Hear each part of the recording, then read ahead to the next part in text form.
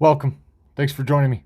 Today's rant comes from a unlikely source, but a mountain bike YouTube channel, Top to Bottom MTB, which is very surprising, but I think he's the only person I've seen recently really tell the truth about the economy and what we're going to see happen in the next year after all the trouble that we've caused for ourselves in the last 3 years. The way we handled the pandemic did that. The pandemic certainly was a thing.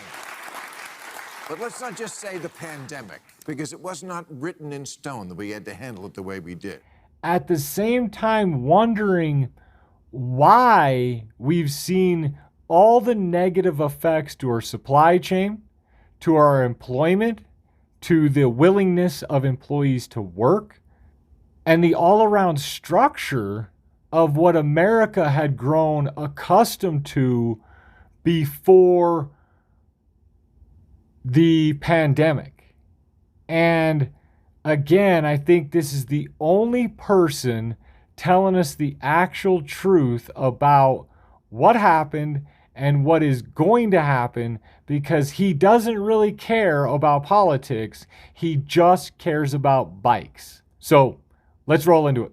It doesn't look good. I'm gonna go over everything that's gonna be affected by this once in a lifetime post-pandemic / recession that's already started. Even he knows that just because we change the definition of recession and just because we've messed with the definition of a lot of words doesn't mean we haven't changed the effects of what they cause to America or to the world for that matter.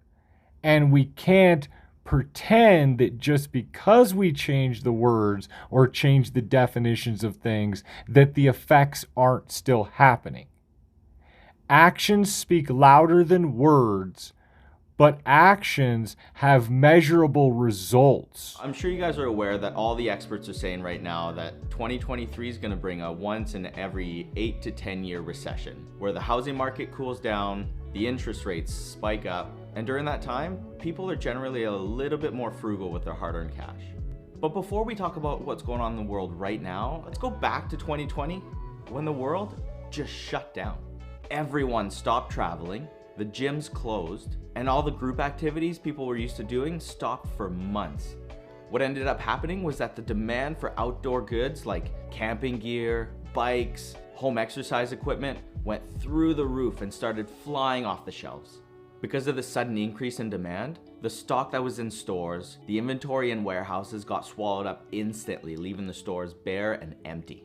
The needs of the people of goods and services never stop just because we decide to shut the world down.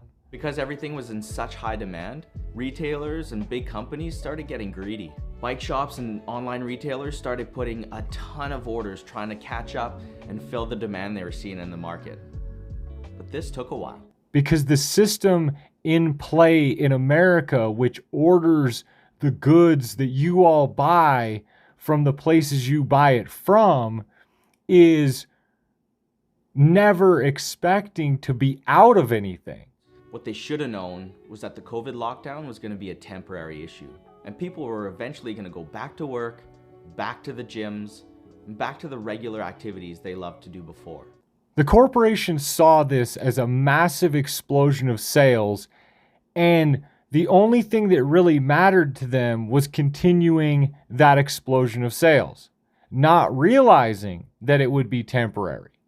Because the corporations of America and of the world never really considered the fact that the decisions that they were making by supporting governments were affecting their explosion of sales, and that would also affect the inability to supply the supply chain. And to make matters even worse, the cost of inflation and a looming recession is not leaving a lot of spending cash in people's pockets.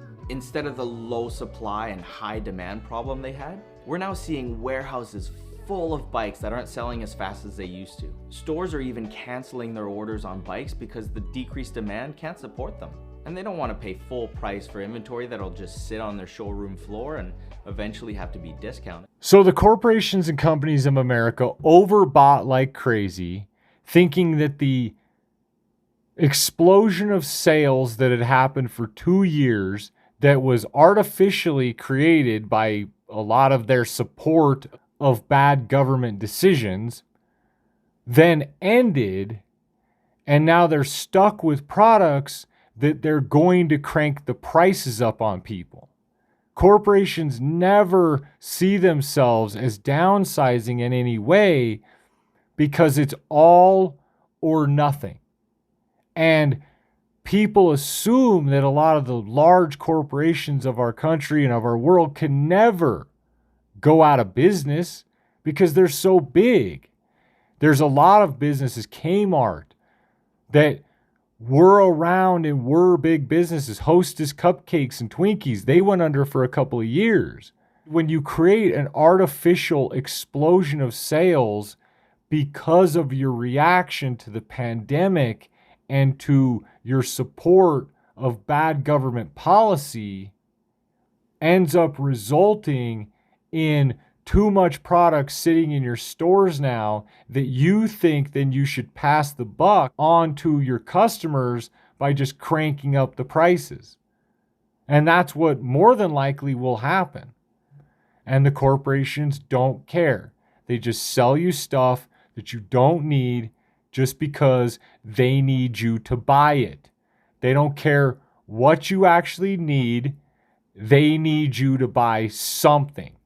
And more than likely just a number of an item that they don't care what it is.